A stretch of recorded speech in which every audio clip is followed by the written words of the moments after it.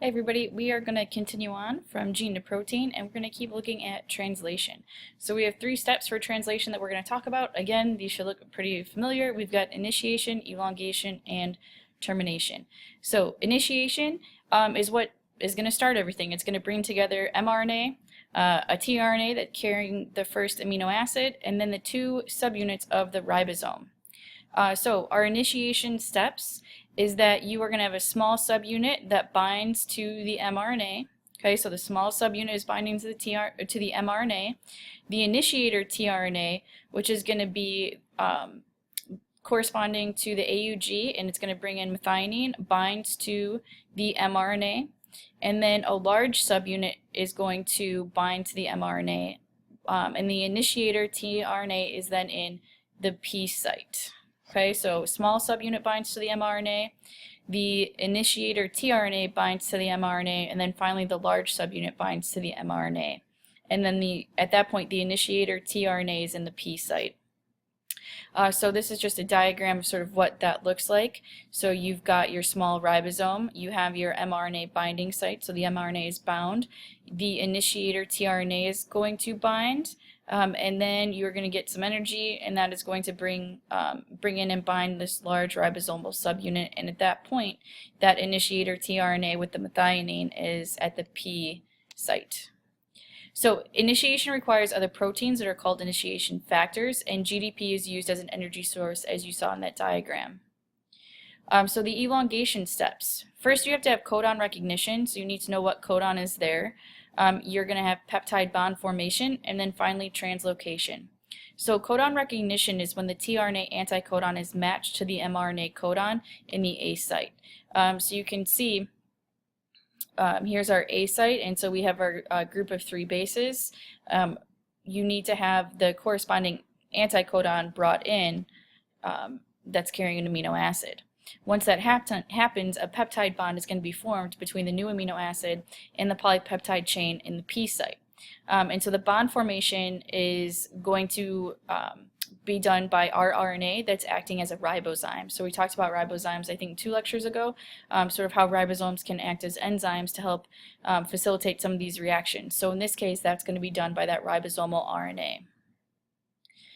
Okay, and so you can see here we have the second tRNA coming in. So this was sort of that initiation, I'm sorry, that was the codon recognition. Again, GDP for energy. This tRNA is now completely in the A site, and now you're going to have this peptide bond formation between these 2 amino acids.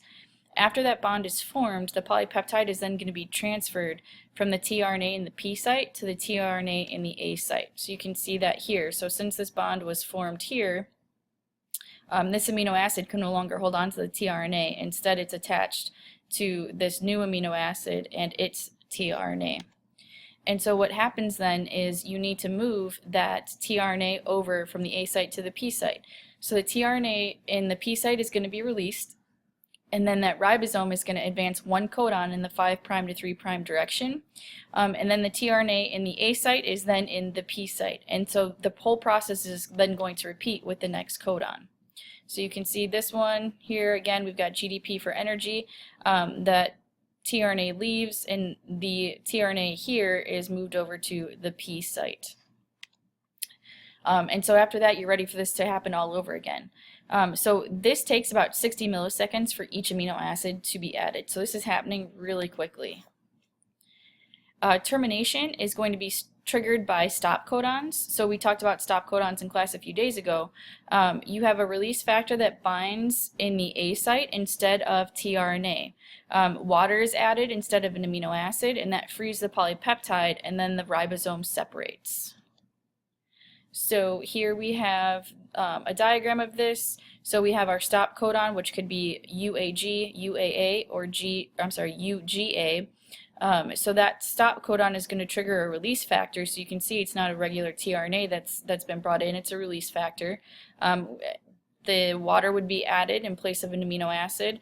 The last tRNA would be released because the polypeptide is done being made, and then everything is going to break apart.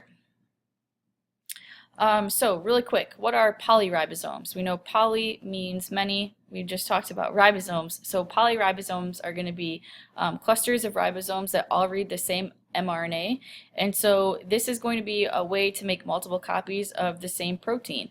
So you have these polyribosomes that will stay clustered together. They'll read over that same mRNA transcript, and so you have this way of producing multiple copies of a protein.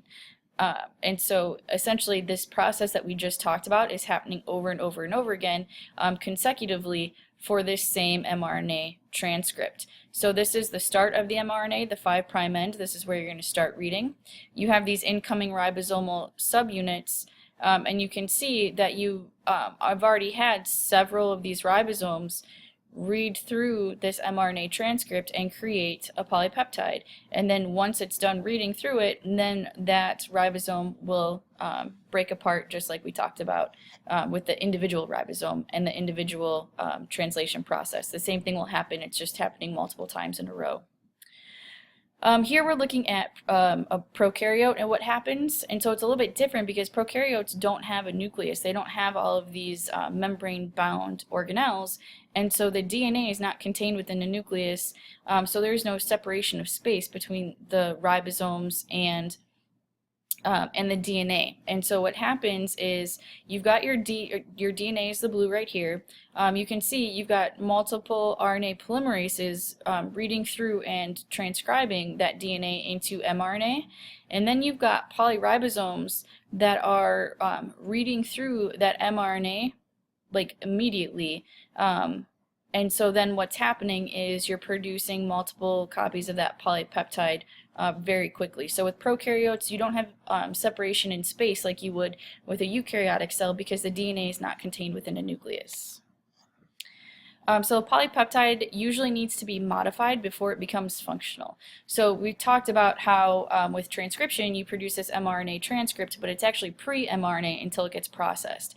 In a sort of similar way, you've just created this polypeptide, but it's going to need to be modified a little bit before it becomes completely functional. So some examples of ways it could be modified. You could have sugars or lipids or phosphate groups that are added to the polypeptide. You could have some amino acids that are actually removed. The protein might be cleaved. Or you could actually take multiple polypeptides and join them together. And that plays into that quaternary structure that we talked about like in Unit 2. So your lecture question. I'd like you guys to use the diagram below as a guide and try to explain translation in your own words. All right, thanks guys. Be sure to send me your answers through the website.